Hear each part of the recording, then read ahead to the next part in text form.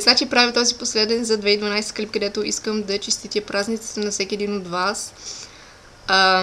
Също така специално и за българите в чужбина, които поради някаква причина нямат възможност да се приберат при родителите си, при близките си, за да празнуват. Извинявам се, че прави този клип от веб-камерата си, нали, набързо. Дано кача този клип преди Коледа. Много го че след. Надявам се да сте си прекарали страхотно. Дано 2013 ни донесе повече здраве, щастие, късмет и успехи. Също така искам да отделя момент и да благодаря на всеки един от вас, който ме е подкрепил в YouTube през последните 2 години. Значи над 10 000 страхотни абоната, които очакват всеки път, нали, като кача клип, да остави усмивка на лицата им. Също така и много благодаря за съобщенията, които получих през последната година на хората, които ми писаха, че точно заради мен те са започнали да правят клипове. Това е просто невероятно чувство. Много ви благодаря, много.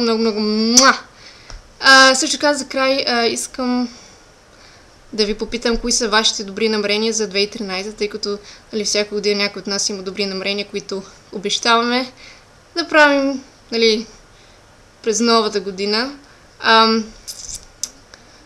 Аз лично не си помня от миналата година, но за 2013 мисля да ям по-здравословно или пък да си лягам по-на време, но едва ли.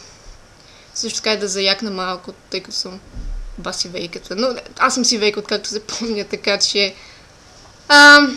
кои са вашите добри намерения? New Year's Resolution на английски. Напишете коментар по този клип, ще се радвам да ги прочета.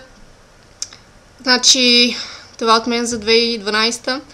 Надявам се да съм ви радвала с клиповете си, дано и през 2013 да ви радвам с други нови клипове и изненади, тъй като 2013 ще е доста интересна година, с нов начин на живота и така нататък. Но както и да е, живи, здрави или както винаги, дръмката.